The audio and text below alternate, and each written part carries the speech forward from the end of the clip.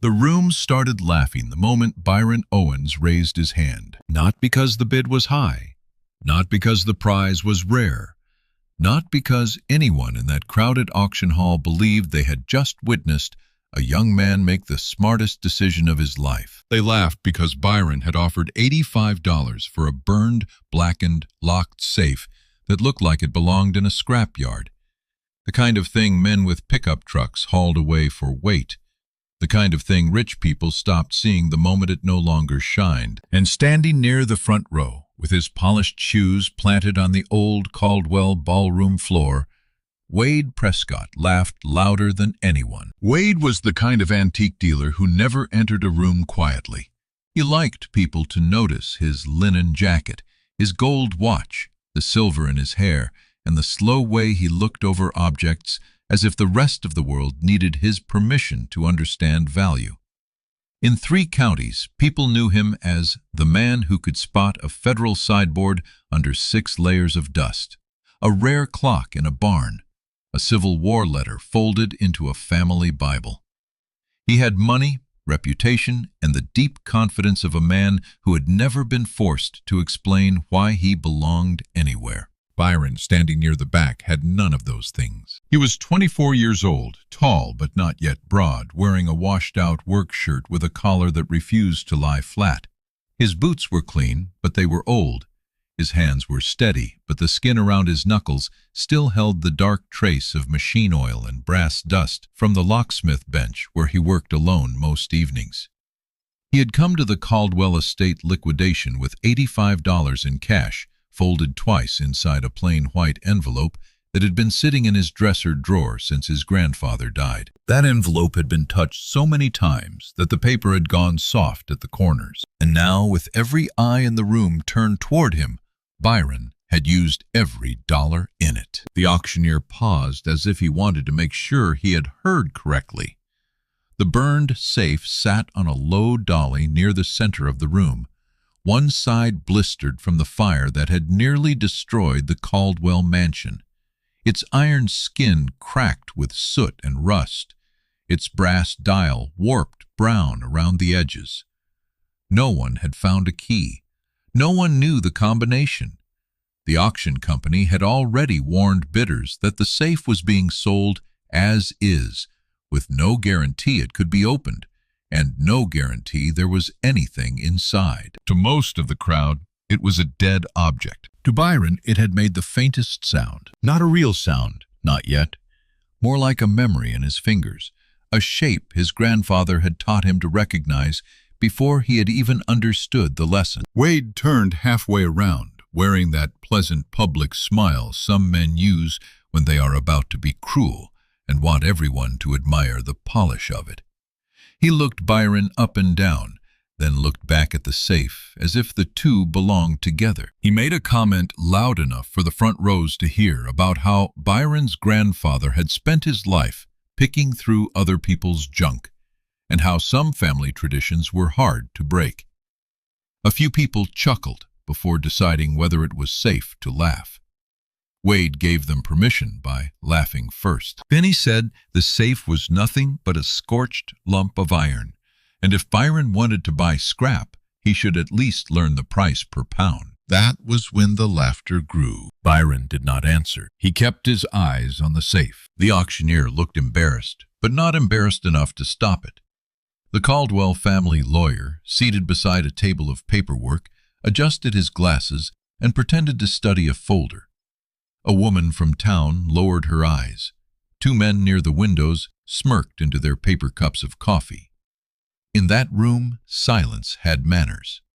It knew when to protect the person with money. Byron stood still through all of it. He did not defend his grandfather. He did not explain that Earl Owens had not picked through junk because he lacked dignity, but because he had been one of the few men in that part of Mississippi who could take a broken lock, a rusted hinge, a jammed safe, a cracked church door, a farm gate, a courthouse file cabinet, or a forgotten trunk, and make it useful again.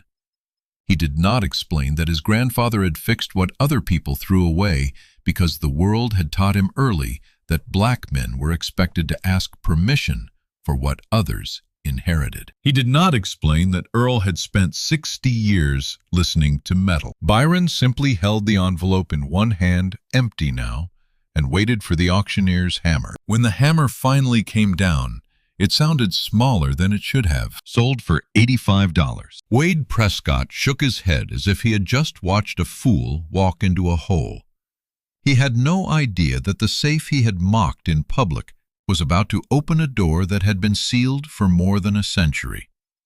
He had no idea that inside that burned iron box was something more valuable than the old Caldwell silver, more dangerous than cash, and more powerful than any antique he had ever sold to a private collector. He had no idea that the joke had already turned around. Long before that auction, long before the fire at the Caldwell mansion, long before Wade Prescott used Earl Owens's name like an insult, Byron had learned that value did not always announce itself with shine. His grandfather's shop sat behind a narrow blue house on the edge of town beneath a pecan tree that dropped leaves into the gutters and branches over the tin roof. The sign out front had been hand-painted 3 different times across 3 different decades. Owens, Lock and Key. The letters had faded from black to gray, and the word key leaned slightly downhill because Earl had painted it himself one August afternoon when the heat made the wood swell and his wrist ached from arthritis. Inside the shop smelled of brass filings, old paper, machine oil, coffee gone bitter on a hot plate, and the faint mineral scent of rainwater that always found a way through one corner of the roof. There were key blanks hanging by size and shape, coffee cans full of screws, drawers labeled in Earl's tight handwriting, and locks everywhere. Mortise locks from demolished hotels, padlocks from farm gates, safe locks from banks that had changed owners, cabinet locks, trunk locks, drawer locks, door locks, locks whose keys had outlived their owners, and keys whose locks had disappeared before Byron was born. As a child, Byron thought the shop was cluttered. As a teenager, he thought it was old-fashioned. Only later did he understand that the shop was a library, and every lock was a book his grandfather had learned to read by touch. Earl Owens had hands that looked too heavy for delicate work. The fingers were thick, the nails squared and darkened at the edges. The palms crossed with lines and small scars from metal burrs. But when he held a pick or a tension wrench, those hands changed. They became quiet, almost gentle. He could feel a pin bind inside a lock, the way some people could feel a storm coming in their knees. He never talked about locks as if they were puzzles to beat. He talked about them as if they were tired machines with memories. When Byron was little, Earl would sit him on a stool beside the bench and let him watch.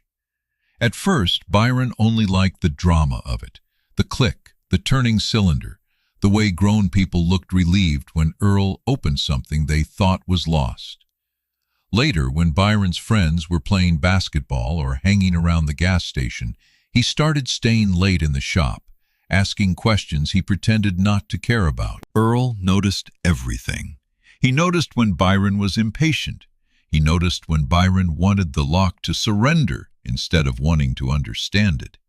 He noticed when Byron applied too much pressure with his wrist when he chased the first pin, instead of listening to the whole cylinder when he celebrated a false set too early. The lesson was always the same. A lock would tell you what it needed if you stopped trying to dominate it. That sounded simple until Byron tried it. Earl would take an old practice lock, clamp it to the bench, blindfold Byron with a red shop rag, and make him work by feel. No looking at the keyway, no guessing, no forcing. Byron hated it at first. He would mutter under his breath, sweat at the back of his neck, and grow angry at the tiny movements he could not control. Earl never raised his voice. He would sit nearby, trimming a key blank or cleaning a tumbler, and let the boy wrestle with his own pride. Sometimes an hour would pass before the lock opened. Sometimes it never opened at all. On those nights, Earl would remove the blindfold, take the lock from Byron's hand, and make him point to where he had stopped listening. Byron did not understand then that his grandfather was teaching him more than a trade. Earl was teaching him how to survive humiliation without letting it decide who he was. He was teaching him that anger could sharpen a man or ruin his touch. He was teaching him that people who had been underestimated their whole lives could learn to hear what arrogant people missed. Earl had grown up in a Mississippi that made a habit of using black skill and forgetting black names. His own father had been a carpenter who helped frame houses he was never invited to enter through the front door. His mother had laundered table linens for families who remembered her starch, but not her birthday. Earl learned early that a man could build the room and still be treated like he had wandered into it by mistake. So he made his own room.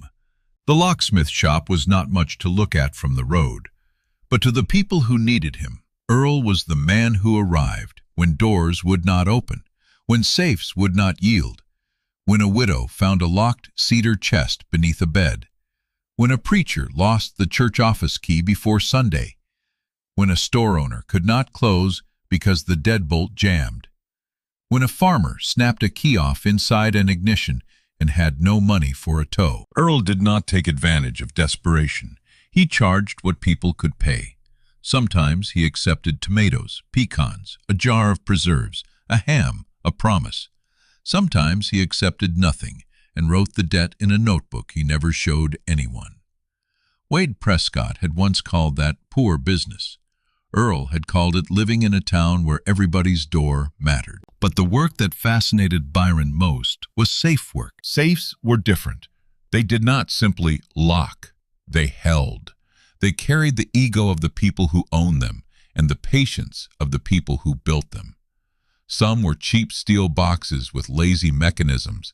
Others were grand, heavy, stubborn machines from a time when craftsmen made protection feel like architecture. Earl respected old safes. He would run his palm across the door before touching the dial. He would study the hinges, the paint, the bolt work, the way the handles sat, whether heat had warped the frame, whether rust had entered through the spindle.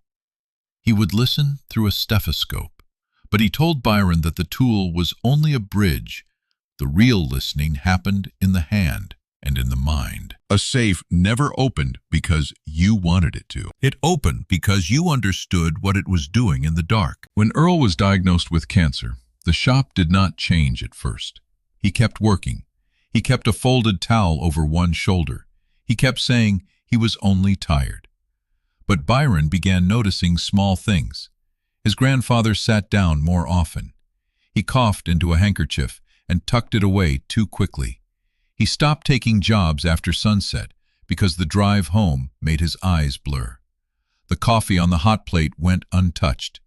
Locks that once took him minutes began taking him longer, not because his mind had slowed, but because pain made his hands tremble. Byron tried to take over more work without making a ceremony of it. Earl let him.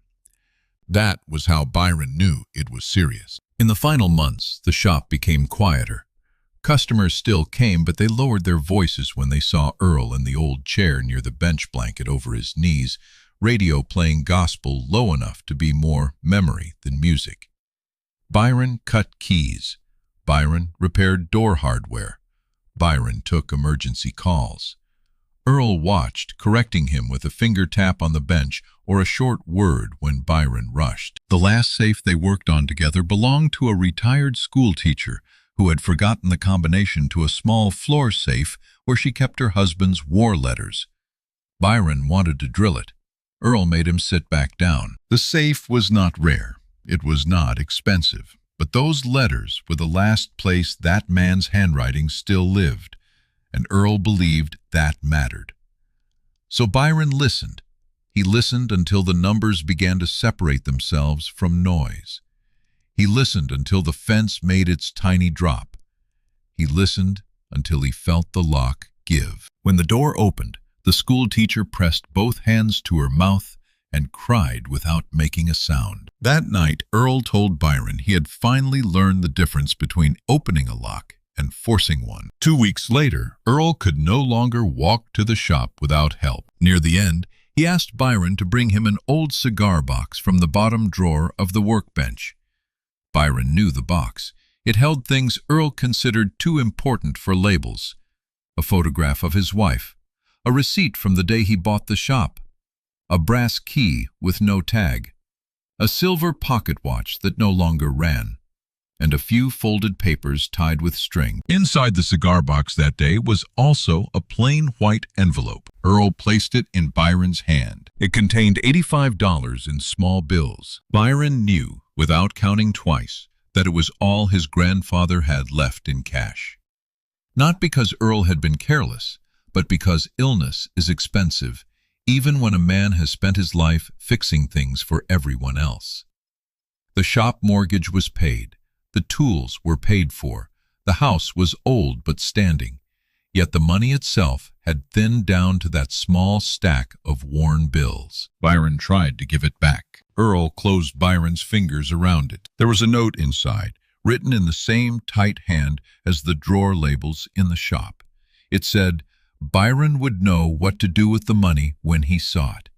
It told him to trust his ears. That was all.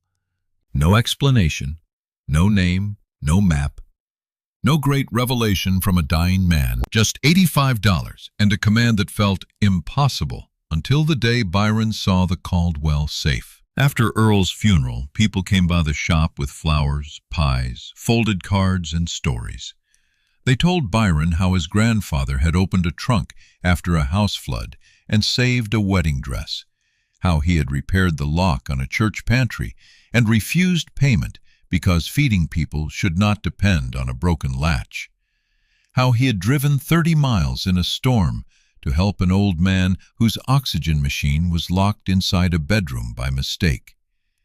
Every story made Earl sound both larger and more ordinary, which somehow hurt more. Wade Prescott came too, but not to mourn. He arrived 3 days after the funeral while Byron was sorting invoices at the bench. Wade's car looked too clean beside the dusty gravel. He stepped into the shop with that soft antique dealer's smile and glanced around at the tools as if he were already pricing them. He told Byron the market for old locksmith equipment was niche but respectable. He said Earl had collected some interesting pieces. He said old safe tools, key machines, and antique locks could bring decent money if sold through the right hands. He offered to buy the entire contents of the shop for a number that sounded large, until Byron understood how little it respected what was in front of him. Byron said no. Wade was not used to hearing no from someone he considered temporary. His smile stayed in place, but his eyes cooled. He told Byron sentiment was expensive. He said skill, like Earl's, did not survive just because a grandson stood behind the same counter. He suggested Byron take the money before the shop became another sad little business with a hand-lettered sign and no customers. Byron still said no. Wade left with a small nod the kind men give when they are not finished. From then on, whenever Wade saw Byron at estate sales or small auctions, he made sure other people knew Byron was Earl Owens's grandson, and he said it in a way that turned lineage into limitation. Sometimes he called the items Byron bought junk rescues. Sometimes he asked whether the trash heap had been slow that week. The words changed, but the message did not. Byron, in Wade's eyes, was not a craftsman. He was a scavenger with inherited tools. So when the Caldwell mansion burned and the estate announced a public liquidation of salvaged items, Wade arrived expecting opportunity. The Caldwell family had been one of the oldest wealthy families in the county. Their name was on plaques, scholarships, a wing at the regional hospital, and a bronze sign outside the Historical Society. The mansion itself had stood on a rise above a long driveway lined with oaks, built in sections over generations, expanded every time the family wanted the house to say something louder about who they were. The fire had started in the east wing, according to the paper, possibly from outdated wiring behind a wall that had been renovated too many times. It burned through bedrooms, the library, and part of the rear hall before firefighters contained it. No one died. The family had not lived there full-time in years, but the damage was enough that the heirs decided to sell what could be salvaged instead of restoring the house. That was how the auction came to be held in the surviving ballroom beneath a ceiling stained with smoke between walls where pale rectangles showed where portraits had once hung. People came for different reasons. Some came because they wanted bargains. Some came because they wanted a piece of Caldwell history. Some came because fire makes wealth feel briefly touchable. Wade came because he believed disasters were often generous to men who knew how to buy quickly and speak confidently. Byron came because of a rumor. 2 weeks before the auction, Mrs. Althea Brooks, who had cleaned houses for half the families in town and knew more history than the Historical Society ever printed, stopped by the locksmith shop with a brass drawer pull in her purse. She wanted Byron to repair the tiny lock on an old writing desk. While he worked, she mentioned the Caldwell sale. She said there was an old safe pulled from the damaged wing, a big one, burned but still shut tight. The estate people had tried to find a combination in the family papers, but found nothing. The heirs did not want to pay a specialist to open it, because they assumed whatever had been inside was either gone, ruined, or not worth the trouble. At first, Byron only nodded. Then Mrs. Brooks said the safe had been in the old records room, not the office. That caught him. The Caldwell mansion had many rooms, offices, parlors, galleries, bedrooms. But the old records room was different. It was part of the original back section near the service stairs, where ledgers, building plans, household accounts, and family documents had once been stored away from guests. Earl had mentioned it once, years ago, after repairing a lock for a Caldwell cousin who lived in a smaller house on the property. Earl said wealthy families kept two histories, the one they framed and the one they locked up. Byron had not thought about that line in years. After Mrs. Brooks left, he opened the bottom drawer of the workbench and took out Earl's envelope. The $85 were still there. He had almost used that money twice. Once when the power bill came due after a slow month, once when the key machine needed a replacement belt. Both times he had taken the envelope out, unfolded the cash, and heard Earl's note in his head. "You will know when you see it." So he put the money back. On the morning of the auction, Byron drove to the Caldwell estate in his grandfather's old truck. The truck's bench seat had a tear repaired with gray tape. The passenger door needed to be shut twice. The heater worked only when it felt like being kind. In the glove box was a stethoscope wrapped in cloth, a small flashlight, and a pocket magnifier. Byron had not brought them because he expected to use them during the sale. He brought them because Earl had taught him never to walk toward a locked thing empty-handed. The estate grounds were muddy from rain. Tire tracks cut through the lawn. Workers carried smoke-damaged furniture under a temporary awning. A marble-topped table sat beside a stack of warped picture frames. Boxes of books were sorted by condition. Chandeliers, rugs, silver, china, tools, framed documents, and half-burned oddities were arranged in lots with paper tags. Byron moved slowly through the crowd. He saw Wade near a walnut secretary desk, already talking to another dealer about veneer provenance and gullible heirs. Wade saw Byron too. For a moment his eyes narrowed with amusement. He gave Byron the kind of nod one might give a delivery man who had wandered too close to the merchandise. Byron kept walking. The safe was not listed prominently. It was lot 117 near the end, after damaged garden urns, miscellaneous hardware, and a group of smoke-stained trunks. It sat on a dolly near the side wall, half covered by a canvas tarp. Most people passed it without stopping. A few tapped the side and joked about hidden gold. One man tried the handle, felt it resist, and walked away. Byron lifted the tarp. The first thing he noticed was the weight. Not by lifting it, but by the way the dolly sagged beneath it, and the way the floorboards seemed to accept its presence differently from the other objects. Cheap safes had a hollowness to them, even when closed. This one looked compact but dense, built like a promise. The second thing he noticed was the hinge arrangement. The third was the faint outline of lettering under soot near the lower edge of the door. Fire had blistered the paint and blackened the metal, but one brass plate had not completely lost its shape. Byron wiped it lightly with his thumb, not enough to damage anything, just enough to move the ash. He saw the ghost of a name, Herring Hall Marvin. His breath changed. The Herring Hall Marvin Safe Company had built some of the finest safes of its era.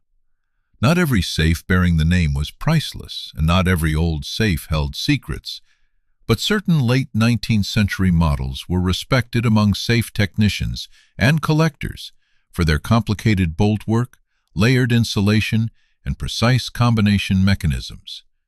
Earl had loved them. He had kept photocopied diagrams in a folder. He had shown Byron photographs of different models, making him memorize not just the dial shape, but the relationship between the handle, the spindle, the relocker, and the door thickness. Byron leaned closer. The safe had survived the fire better than it looked. The outer paint was ruined. The brass was scarred. Heat had kissed the dial hard enough to discolor it, but not enough to melt it beyond recognition. The door did not appear sprung. The handle had not been forced. There were no drill marks, no pry marks, no ugly scars from someone impatient. That mattered. A locked safe that had never been attacked still held its own truth. Byron rested 2 fingers against the dial, not turning it, only feeling the play. It moved reluctantly at first, gritty from soot, then smoothed slightly beneath his touch. Somewhere deep in the mechanism, something whispered. Not loud, not clear, but present. A wheel pack still alive. Byron stepped back and looked at the tag. Sold as is. No combination, no key, fire damaged, contents unknown. He reached into his pocket and touched Earl's envelope. That was when he knew. The auction stretched for hours. Wade bought a pair of carved side chairs. A woman from Jackson bought a cracked mirror because it had once hung in the Caldwell front hall. A museum volunteer bought boxes of letters no one else wanted. Dealers circled each other with polite smiles and sharp elbows.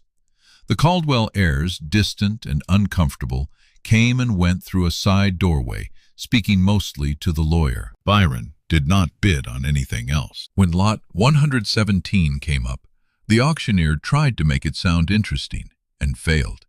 He mentioned the safe's age, its damage, its unknown contents, and its possible use as decoration. The opening ask was $200. No one moved. He dropped to $150. Nothing. $100. Nothing. People were tired by then. The coffee had gone lukewarm. Smoke dust clung to shoes. Everyone wanted the last lots finished so they could load their purchases and leave. The auctioneer asked if anyone would start at 50. Byron lifted his hand and said, 85. It was an odd number, too specific. The room turned. Wade saw the safe, saw Byron, and found the performance he had been waiting for all day. He did not bid. That would have risked giving the safe value. Instead, he laughed. He made Byron the entertainment. He turned a quiet purchase into a public measure of status. And Byron, with Earl's last money now spoken aloud, let him. That restraint was not weakness. It was discipline. The same discipline Earl had demanded when a lock refused to move. The same discipline that kept a hand from forcing a tool too hard and snapping something delicate inside. Byron knew anger could make a man clumsy, so he held it carefully like flame in a glass. After the sale, loading the safe became another small humiliation. The auction company would not deliver it. Wade watched from a distance as Byron struggled with the dolly ramp and a rented chain hoist borrowed from a neighbor. One of the younger estate workers helped when he saw Byron's shoulder slip under the weight. He did it quietly, without making a show of kindness. Byron thanked him, and the young man only nodded. Wade passed by as the safe was being secured in the truck bed. He told Byron to be careful, because scrap iron could damage a vehicle worth more than the load. Then he smiled at his own joke and walked away with two men who laughed because Wade had laughed. Byron drove home slowly. Every bump in the road made the chains tighten. Every turn made the truck groan. In the rearview mirror, the safe sat like a blackened stone against the pale afternoon, heavier than its size, silent as a held breath. At the shop, Byron did not begin immediately. That surprised him. Part of him wanted to rush to prove Wade wrong that very night, to fling the door open and drag whatever truth waited inside into the light. But Earl had taught him that eagerness was only another kind of force. So Byron made coffee. He swept the workbench. He laid out clean cloths. He opened the windows to let the soot smell move through. He took Earl's old chair from the corner and set it near the safe, not because he believed in ghosts, but because grief sometimes needs a place to sit. Then he began. The first work was not opening. It was listening before listening. He photographed the safe from every side. He wrote down measurements. He cleaned only enough soot to see the important features. He did not polish. He did not scrape away history. He checked for warping around the door. He studied the dial ring. He inspected the spindle. He looked for evidence that the fire had damaged the lock beyond manipulation. He found heat stress, grime, and corrosion, but not destruction. That was promising. He found a serial number, partly hidden under blistered paint. He compared it to the old reference sheets Earl had kept in a binder. The model appeared to be from the 1890s, a serious safe, likely custom-ordered for office records or private papers. Not a bank vault, not a jewelry safe, but something built for a family that believed documents could be as valuable as coins. That detail stayed with him. Documents. People loved to imagine gold in old safes because gold was easy to understand. But Byron knew old families often protected paper with more devotion than money. Deeds, shares, letters, ledgers, bonds, birth records, agreements, secrets. He checked the handle again. Locked. He wiped his hands, placed the stethoscope against the door near the dial, and turned slowly. At first, all he heard was noise, not dramatic noise, not the clean clicks people imagine from movies. Real old safe work was subtler, meaner, full of uncertainty. Fire damage added its own grit. The dial dragged slightly. The wheel pack complained. The contact points were faint beneath years of stiffness and heat exposure. Byron adjusted pressure. He changed position. He tried again. Hours passed. The shop darkened around him. Outside, a train moved somewhere beyond town, its horn carrying through the open window. A dog barked twice. The fluorescent light above the bench hummed. Byron's coffee cooled, untouched. His neck tightened from bending toward the safe, his fingertips blackened with soot, no matter how often he wiped them. He worked until after midnight and learned almost nothing except that the safe could still speak. That was enough for the first night. The next morning, customers came. A woman needed a house key copied. A delivery driver had snapped a key in the back door of a restaurant. A church secretary brought in a lockbox. Byron did the work. He smiled when he needed to. He wrote receipts. He answered the phone. All day the safe waited in the back of the shop, visible through the half-open door. Word spread quickly. By noon, 3 people had already stopped by, just to ask whether he had opened Wade Prescott's scrap safe. By 3, someone had posted a blurry photograph online from the auction, with Byron in the background and Wade laughing near the front. The caption turned it into a joke. Comments followed. Some were cruel. Some were curious. Some defended Earl. Most treated the whole thing like a small-town entertainment that would burn itself out by supper. Byron did not respond. He printed nothing, posted nothing, explained nothing. That night he returned to the safe. This time he cleaned the dial more carefully with a soft brush and solvent mild enough not to damage the surviving markings. He lubricated where lubrication was safe. He mapped the dial's resistance over multiple rotations. He made notes in pencil, because pencil allowed correction without shame. He turned left, right, left, listening for tiny changes as the drive cam engaged the wheels. The first number came slowly, not as certainty, as suspicion. He marked it lightly. Then the second refused him. For 2 hours he chased false readings. The fire damage had affected the sound. Metal expansion and contraction had introduced roughness where there should have been clean contact. More than once Byron thought he had found the gate, only to realize he was listening to damage, not design. Frustration crawled up his arms. He stood, walked outside, and breathed under the pecan tree. The night smelled of damp leaves and gasoline from the road. Through the shop window he could see Earl's chair beside the safe. The sight should have comforted him. Instead, it made him angry for a moment. Angry that Earl had left him with a mystery instead of an answer. Angry that $85, the last money his grandfather had touched, might have gone into a dead object. Angry that Wade's laughter had followed him home and settled into the corners of the shop. Then he remembered the blindfold. He remembered being 16, furious at a practice lock that would not open, while Earl sat beside him and said nothing. The lesson had not been patience in the soft sense. It had been the harder kind. The kind that required a person to stop making the lock responsible for his pride. Byron went back inside. He changed his approach. Instead of trying to find the combination by force of concentration, he began graphing the wheel contact points systematically. He used a method Earl had taught him from old safe manuals, careful and slow.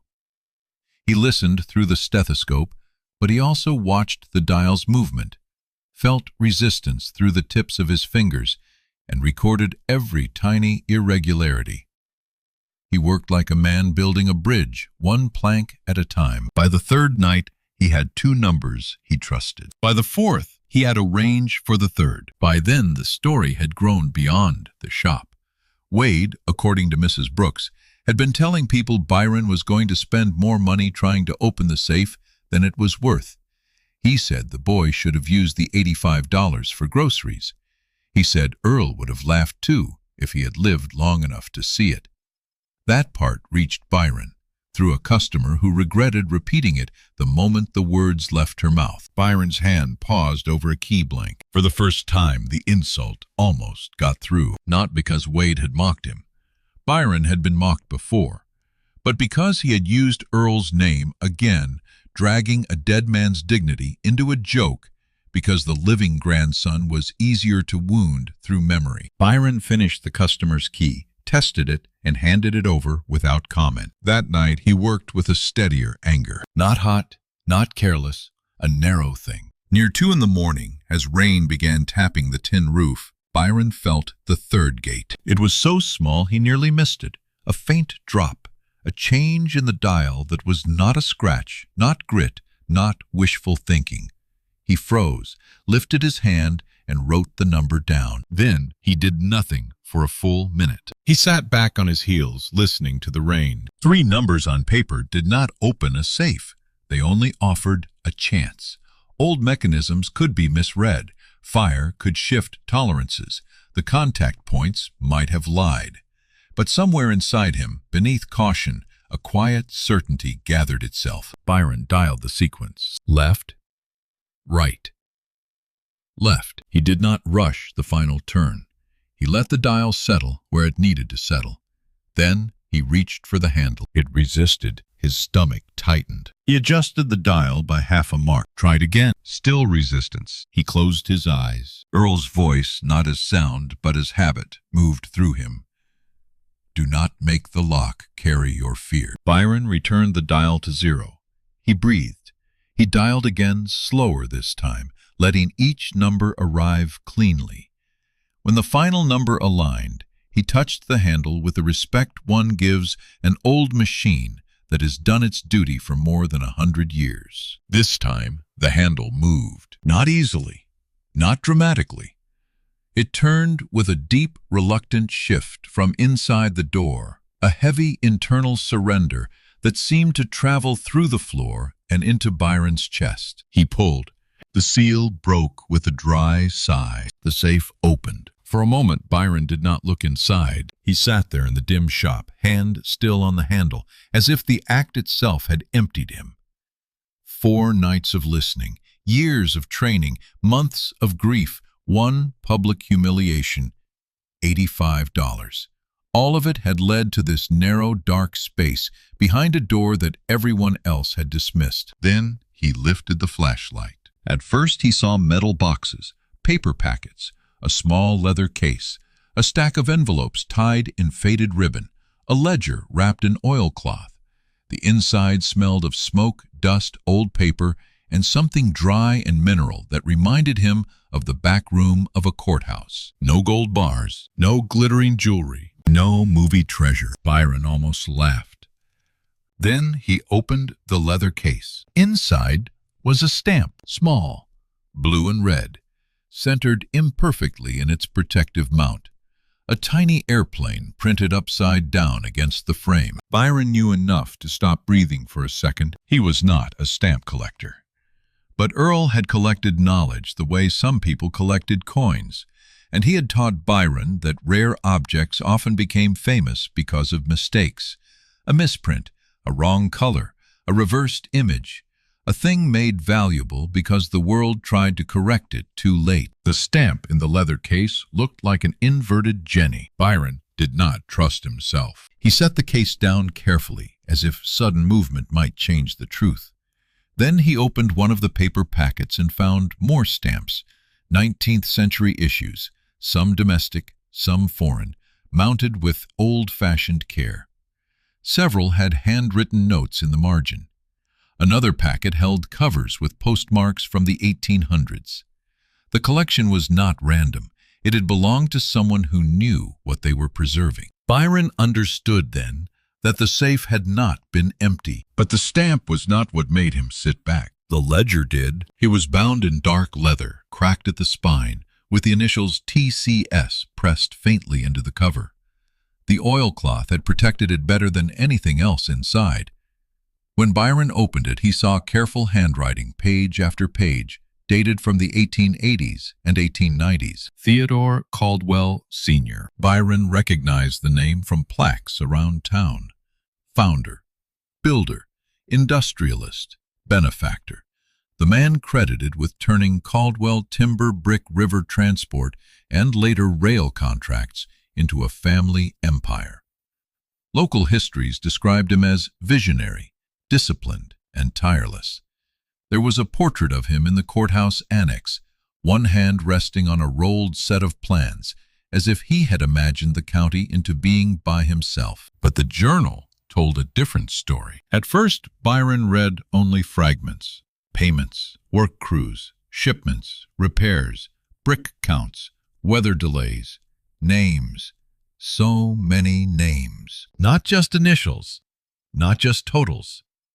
Names: Isaiah Bell, master mason; Samuel Price, carpenter; Ruth Ann Givens, bookkeeper and copyist; Thomas Vale, iron worker; Moses Carter, kiln foreman; Lydia Freeman, cook for the work crew, and later supplier of preserved food to the river teams; Peter Shaw, wagon mechanic; Nathaniel Brooks, plasterer; Josephine Bell, seamstress, who repaired worker uniforms and later managed store accounts. And on and on. 47 black workers, craftsmen, laborers, specialists, clerks, and suppliers, whose work had helped build the Caldwell fortune in the years after Reconstruction, when contracts were written in rooms that rarely admitted them, and credit was given to men who knew how to sign their own names at the bottom of other people's labor. The journal did not read like a confession at first. That made it more powerful. It read like a record kept by a man careful enough to know the truth and proud enough to preserve it privately. Theodore Caldwell, Sr. had written notes about who solved engineering problems, who organized crews, who negotiated timber transport, who found cheaper brick without lowering quality, who repaired machinery, who designed a locking system for a warehouse, who prevented a payroll theft, who kept the accounts balanced when a white manager drank through 2 months of receipts. Again and again, the public version of Caldwell's success narrowed into one family name. Again and again, the private journal widened it back out. Byron read until dawn. By morning, his eyes burned, his back ached, his hands smelled like old paper and soot. He had not touched the stamp again. The money mattered, but the journal had changed the room. It made the shop feel crowded with people who had been waiting a long time for somebody to open the door. He found one entry near the middle that made his throat tighten. It mentioned a young locksmith and metal worker named Jeremiah Owens. Byron stared at the surname. Jeremiah had been Earl's grandfather. The entry credited him with repairing a vault mechanism in one of Caldwell's early warehouses after a flood, then designing a stronger locking system for payroll storage. The note was brief, but unmistakable. Jeremiah Owens had done work important enough for Theodore Caldwell Sr. to record. Yet no public history of the family had ever mentioned him. No plaque, no photograph in the Historical Society, no school report, nothing. Byron sat in Earl's chair and pressed his fingers against his eyes. For years, people like Wade had spoken as if the Owens family had lived off the leftovers of better men. But here in Theodore Caldwell's own hand was proof that an Owens had helped secure the money those better men used to become legends. The safe had not only held a rare stamp, it had held a correction. Byron knew better than to run into town waving old paper. Objects this valuable needed care. Claims this serious needed proof. A rare stamp needed authentication. A historical journal needed preservation, transcription, and context. If he moved foolishly, Wade Prescott and men like him would find ways to call it luck, theft, confusion, or damage. So Byron did what Earl would have done. He slowed down. He locked the shop. He called the one person he trusted with old documents, Dr. Marion Vale, a historian at the State University who had once visited Owens Lock and Key to ask Earl about historic hardware in black churches. Earl had helped her identify a set of handmade hinges from the 1870s, and she had treated his knowledge with the seriousness others reserved for degrees. Byron remembered that. When he told her what he had found, he did not exaggerate. He described the safe, the sale, the contents, the Caldwell journal, and the possible inverted Jenny. Dr. Vale went quiet for a long moment. Then she told him not to handle anything more than necessary, not to separate the items from their containers, and not to let anyone from the Caldwell estate or the antique trade near them without documentation. By noon, she was at the shop with gloves, archival sleeves, a camera, and a face that grew more focused with every page. She did not declare anything too quickly. Good historians, Byron learned, also knew how to listen. She examined paper, ink, handwriting dates, internal references, family names, business records, and the physical relationship among the items in the safe. She photographed each page. She compared the names with known census records and city directories. She called a colleague who specialized in philately, then another who worked with 19th-century Southern industrial archives. By the end of that first day, no one was using the word impossible. Within a week, the stamp had been examined by experts under controlled conditions. Byron learned that rare stamps lived complicated lives. Provenance mattered. Condition mattered. Plate position mattered. Certification mattered. Fraud existed, and hope was not evidence. He prepared himself for disappointment. But the stamp was real, an authenticated inverted Jenny. The valuation came in beyond anything Byron had imagined when he stood in the Caldwell ballroom with $85 in his hand. More than $1 million. The number did not make sense at first. It was too large to fit inside the shop, too large to fit beside the old key machine, the squeaking stool, the hot plate, the rain-stained ceiling tile. Byron kept thinking about all the times Earl had opened doors for $20, $15, nothing. He thought about medical bills, about the envelope, about Wade telling him scrap iron had a price per pound. The news could not stay quiet forever. It began with whispers from the university. Then the auction company heard. Then the Caldwell heirs heard.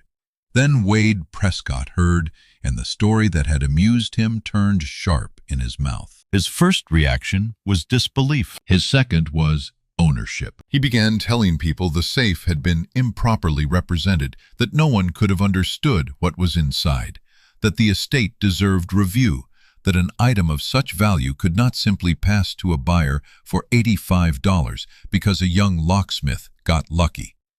He used words like ethics and fairness, words that had not troubled him when Byron was being laughed at in the ballroom. The estate lawyer reviewed the sale terms. Sold as is. Contents unknown. No guarantee.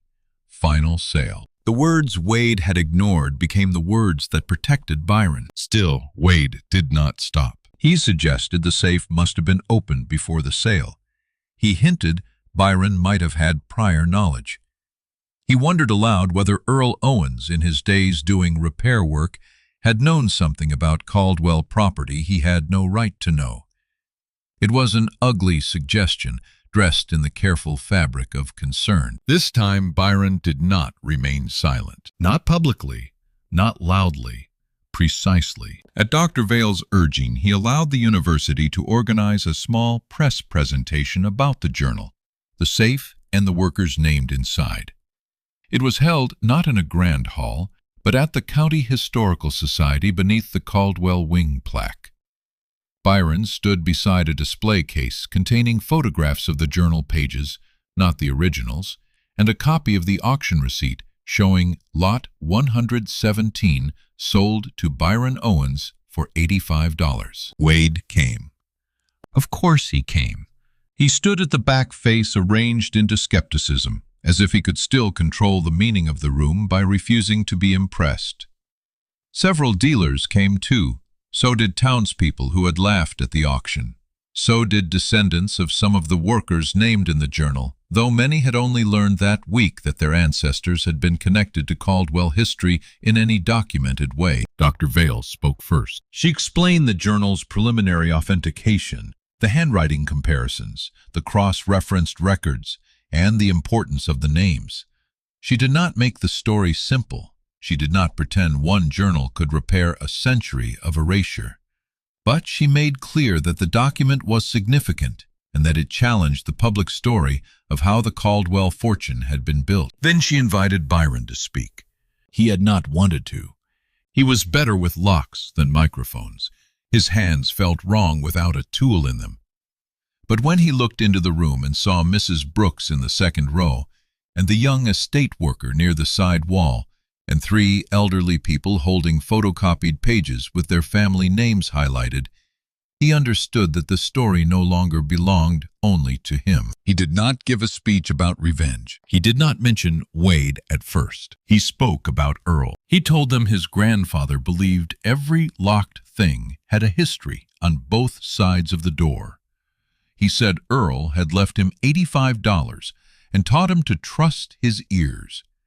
He explained that he bought the safe because he recognized craftsmanship others had dismissed, and because his grandfather had trained him to treat old mechanisms with respect. Then he spoke about the journal. He read some of the names slowly, not as a list to get through, but as people being invited back into a room they had helped build. Isaiah Bell, Samuel Price, Ruth Ann Givens, Thomas Vale, Moses Carter, Lydia Freeman, Peter Shaw, Josephine Bell, Jeremiah Owens. Each name seemed to change the air. Somewhere near the back, Wade shifted his weight. Byron did not look at him until the very end. Then he said there had been laughter in the Caldwell ballroom when he bought the safe. He said people had called it scrap.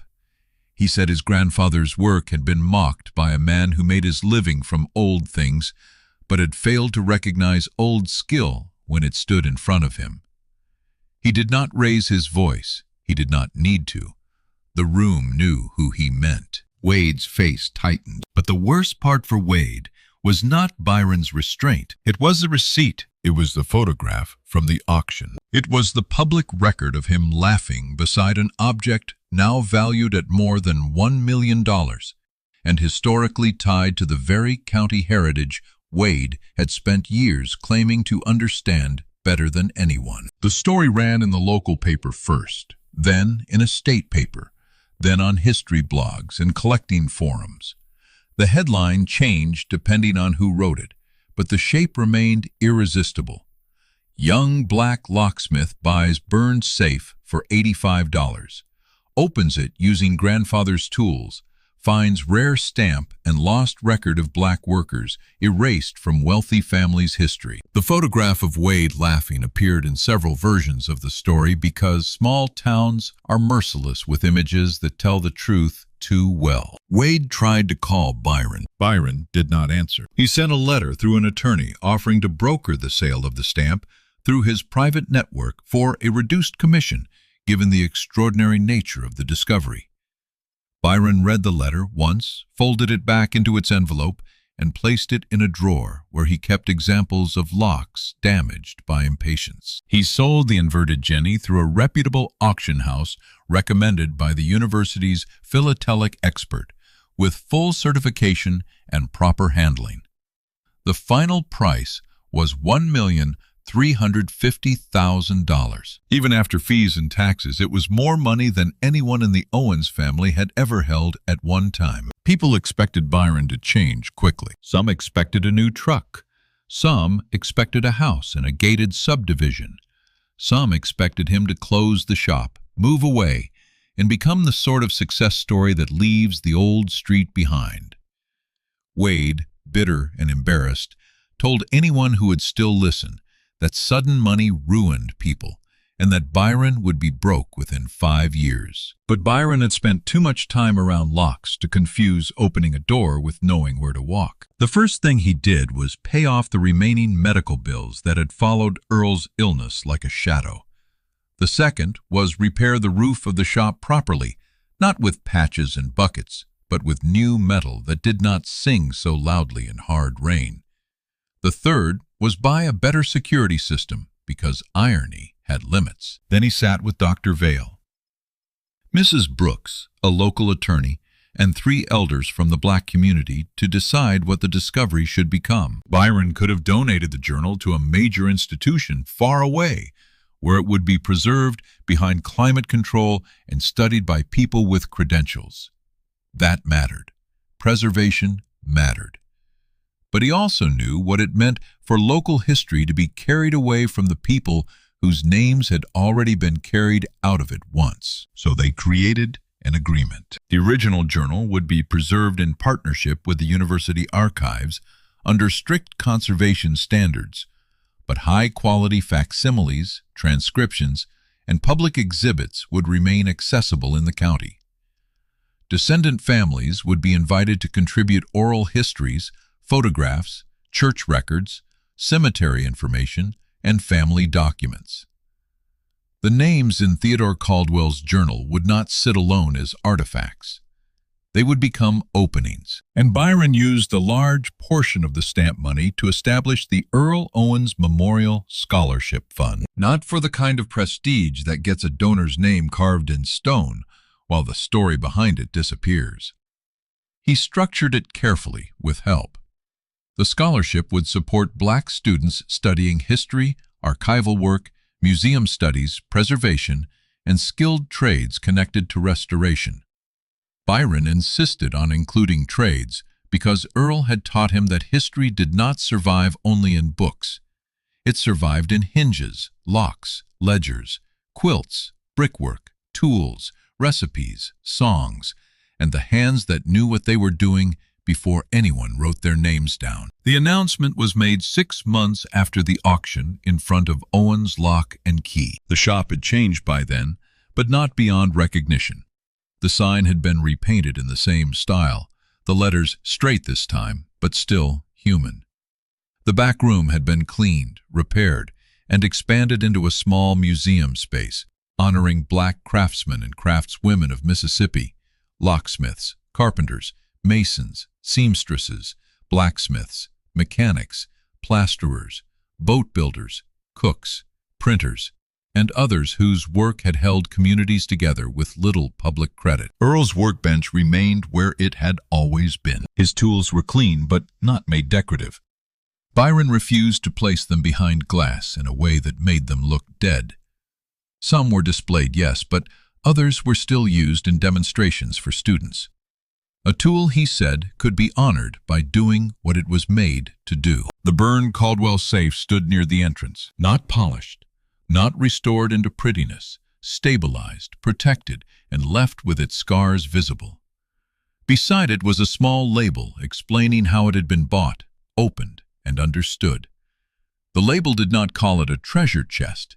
It called it a witness. On the day the museum room opened, people lined up down the sidewalk. Some came out of curiosity.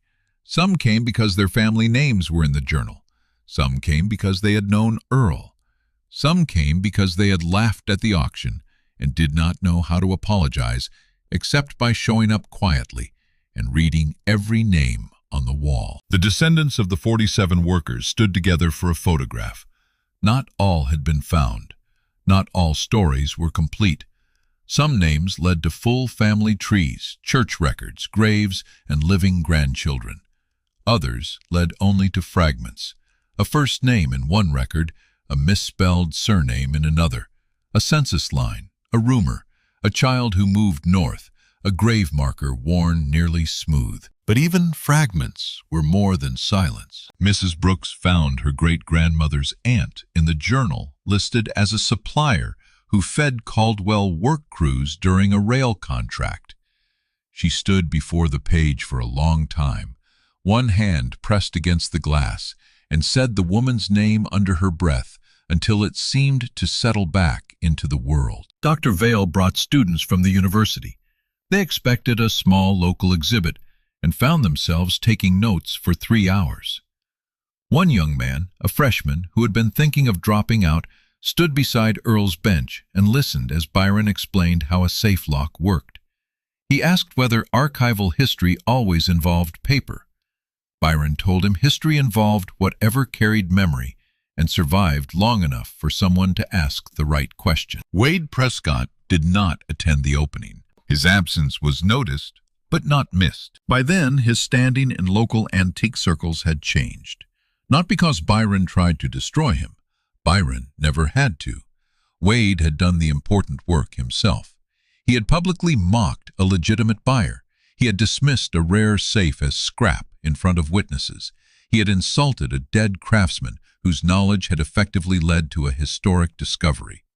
Then, after being proven wrong, he had tried to raise doubts that sounded less like concern and more like envy. Collectors still answered his calls, but more cautiously.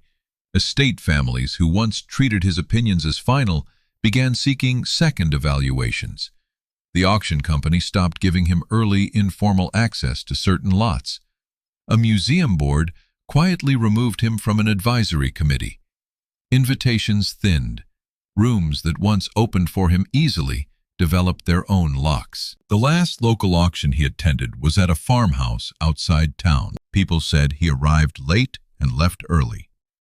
A burned tool chest came up for sale, and someone in the back joked that Wade might want to call Byron before estimating scrap value. The laughter that followed was not loud, but it was enough. Wade set down his bidder card and walked out before the next lot. After that, he took most of his business elsewhere. No grand downfall, no dramatic ruin, just a man who had built his authority on seen value, losing the one thing his reputation could not survive without. Trust. Byron heard the stories, of course. People brought them to him the way people bring weather. He never celebrated them in public.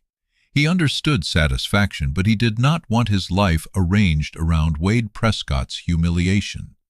Wade had been part of the story, but he was not the center of it. That was the mistake men like Wade often made. They believed every room was about them, even the rooms built by people they refused to see. The center of the story was Earl, and Jeremiah Owens, and Isaiah Bell, who laid bricks so evenly that one Caldwell warehouse wall still stood after a tornado damaged the roof, and Ruth Ann Givens, whose copied accounts revealed that she had corrected Caldwell ledgers more than once when paid clerks made errors, and Thomas Vale, whose ironwork supported a balcony still praised in architectural guides without his name attached, and Lydia Freeman, whose food contracts proved she had operated a business at a time when official records barely admitted black women owned anything, and all the others whose lives could not be fully recovered, but whose work could no longer be denied. The money from the stamp kept doing quiet work. The first Earl Owens scholar was a young woman named Tanisha Bell, a descendant of Isaiah Bell, who wanted to study preservation architecture. At the scholarship dinner, she admitted she had grown up walking past Caldwell buildings without knowing someone in her family had shaped the bricks. She said that once she learned the town looked different, not kinder exactly, not healed all at once, but readable in a new way. Byron understood that. For most of his life, he had walked through town seeing locks. After the journal, he saw names. He saw the courthouse door and wondered who fitted the hinges. He saw the old railway office and wondered who repaired the roof when the official records credited only the contractor. He saw church pews, iron fences, school steps, store counters, cemetery gates, and kitchen floors as evidence of hands. The town had not changed shape. The story beneath it had. One afternoon, nearly a year after the auction, Byron received a package from one of the Caldwell heirs. He considered returning it unopened. The Caldwell family response to the discovery had been mixed. Some heirs were defensive, worried about reputation and legal exposure. Some were embarrassed. One or two seemed genuinely shaken by what the journal revealed. The family foundation eventually agreed to fund part of the archival project, though Byron suspected pressure had done as much work as conscience. Still, he had learned not to reject repair simply because it arrived late. Inside the package was an old photograph. It showed a group of workers standing in front of an unfinished brick building. The image was faded corners, cracked faces, small but visible. On the back, in pencil, someone had written, "Caldwell Warehouse Crew, 1891. Several names from the journal appeared beneath it, though not all matched the faces clearly. One name near the bottom stopped Byron. J. Owens, Lock and Ironwork. The man in the photograph stood near the edge, one hand resting on a toolbox hat brim shadowing his eyes. Byron could not prove resemblance through a faded image, but he felt something move through him anyway. Not certainty, recognition of a different kind. The kind that does not need to be perfect to matter. He took the photograph to the museum room and placed a copy beside the safe. The original went to preservation. That evening, after everyone left, Byron stayed alone in the shop. The last light came through the front window and stretched across Earl's bench. Dust moved in the air.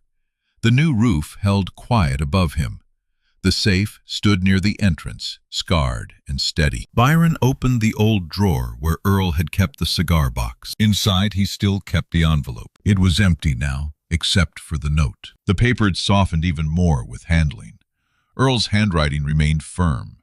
Byron read it again, though he knew every word. "You will know what to do with it when you see it. Trust your ears." For a long time, Byron had thought the note was about the safe. Then he thought it was about the money, then the stamp, then the journal. But standing there in the quiet shop, he understood it had been about all of that and something larger. Earl had not left him instructions. He had left him confidence. Not the loud kind Wade Prescott carried into auction halls. Not the brittle kind that needed an audience. Earl had left Byron the confidence of trained attention, of earned skill, of knowing that the world often hides its most important truths beneath soot, rust, insult, and silence. That kind of confidence does not need to laugh at anyone. It listens. In the months that followed, school groups began visiting Owen's lock and key. Byron would show them the safe, explain the fire, the auction, the mechanism, and the journal.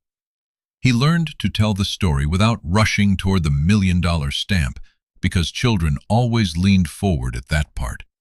But adults needed help understanding that the stamp was not the real treasure. Sometimes he let students touch a practice lock. He would blindfold volunteers with a clean cloth and teach them to feel for pins. They would laugh at first, awkward and impatient, then grow quiet when they realized the lock would not open just because they wanted it to. Byron would tell them to slow their hands, to listen before deciding, to notice what changed under pressure. He never said the lesson was about people. He did not have to. One boy asked him if he had ever wanted to yell at Wade Prescott after finding everything in the safe. Byron considered the question carefully. He said there had been a time, especially in the first days, when he wanted Wade to stand in the same room and hear every name from the journal until the laughter was burned out of him. But over time, Byron realized Wade had already received the only punishment that fit him.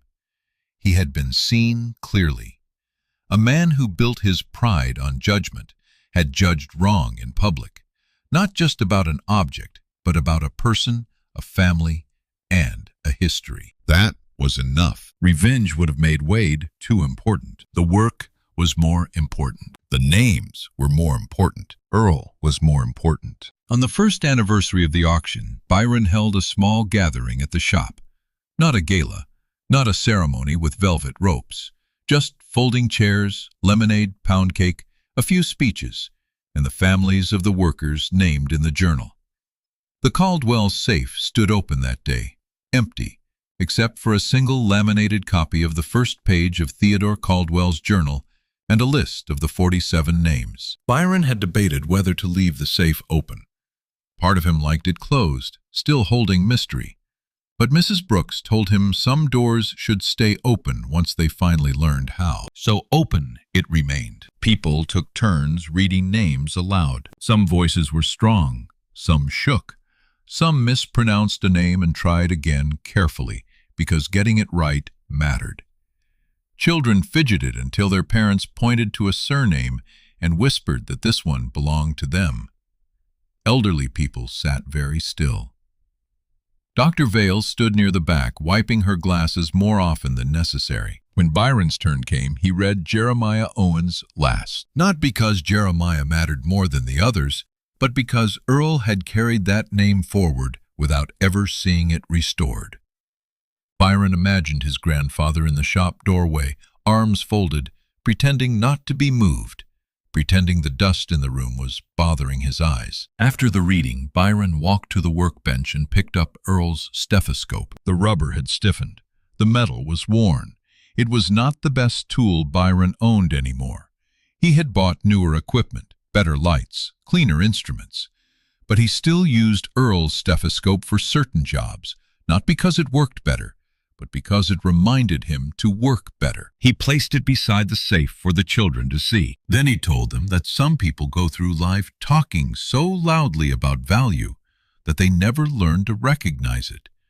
They need shine. They need status. They need a familiar name on a plaque. They need someone important to tell them what matters before they believe it. But other people learn differently. They learn from grandparents who keep working when their hands hurt. They learn from old tools that still have use left in them. They learn from objects the world has thrown away too quickly.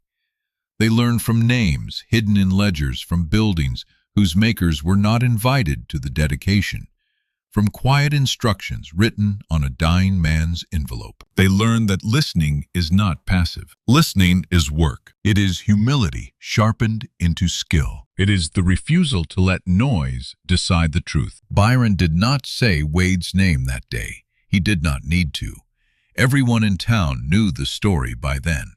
Everyone knew about the laughter, the $85, the burned safe, the rare stamp, the journal, the scholarship, the museum, and the man who had mistaken arrogance for expertise. What mattered now was not that Wade had been wrong. What mattered was what his wrongness had revealed. It revealed how quickly people dismiss what looks damaged, how easily they confuse poverty with ignorance, how often they inherit stories polished smooth by omission and call them history. How much knowledge lives in families that never get invited to write the plaques. How a young man with an old envelope can stand in a room full of laughter and still hear something true. Years later, when people told the story, they often began with the money. They said Byron Owens bought a burned safe for $85 and found a stamp worth $1,350,000. That version traveled fastest because numbers are easy to repeat. Numbers fit in headlines. Numbers make strangers stop scrolling. But in town, among the people who had stood inside Owens' lock and key, the story was told differently. They began with Earl. They began with a grandfather who taught his grandson that locks were not enemies.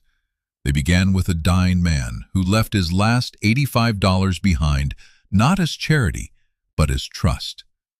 They began with a safe everyone saw and almost nobody noticed. They began with a young man who did not let humiliation make his hands careless. They spoke of the night the safe opened. They spoke of the names. They spoke of the scholarship letters that arrived each spring from students who wrote about archives, architecture, restoration, museum work, and family history. They spoke of the museum room where children could see tools used by people who looked like their own grandparents. They spoke of the Caldwell Journal, not as a relic of shame alone, but as a map back to people whose labor had outlived the lies told about it. And sometimes, when the shop was quiet, Byron would see visitors stop in front of the burned safe and fall silent. That silence was different from the silence in the auction hall. The auction hall silence had protected cruelty. This silence protected memory. Byron could tell the difference. He had been trained to hear small things. One winter evening, long after the first rush of attention had passed, Byron stayed late to repair the lock on the museum room door. The irony made him smile. The lock was simple, almost embarrassingly simple compared to the Caldwell safe. But the door had begun sticking when the temperature dropped. He took it apart, cleaned the mechanism, filed a small burr, and set everything back into place. As he worked, rain began tapping the new roof. For the first time in years, no water came through. The shop smelled of oil paper and old wood. Earl's chair sat near the bench. The safe stood open by the entrance. The photograph of Jeremiah Owens and the Caldwell warehouse crew rested under soft light. On the wall, the 47 names seemed less like an exhibit than a gathering. Byron tested the repaired lock. It clicked smoothly. He turned off the backlight, then paused beside the safe. The blackened metal still bore the marks of the fire. No amount of money had made him want to erase them. The scars were part of the testimony. Proof that something could burn, be dismissed, be laughed at, be sold cheap, and still carry a truth strong enough to change the room around it. He placed Earl's empty envelope in a small frame beside the safe beneath the note. Not because the paper was valuable, because somebody had believed before there was evidence. That, Byron had learned, was its own kind of inheritance. Outside, cars hissed along the wet street. Somewhere down the block, a church bell marked the hour. Byron locked the front door and stood for a moment under the awning, listening to the rain strike the roof, the sidewalk, the leaves of the pecan tree. The sound was ordinary, but then most treasures are hidden inside ordinary things until someone learns how to listen. And that was the lesson Byron Owens carried forward, not as a slogan, not as a speech, but as a way of living. Never let laughter tell you what something is worth. Never let a polished man with a loud voice convince you that your inheritance is small. Never assume that history belongs only to the people whose names are carved deepest into stone. Sometimes the real fortune is sealed behind a door everyone else has walked past. Sometimes it waits inside a burned safe, beneath soot and ridicule, beside a stamp worth more than a mansion's silver. And sometimes the key is not a key at all. Sometimes it is an old man's last $85, a grandson's steady hands, and the courage to trust what you hear when the whole room is laughing.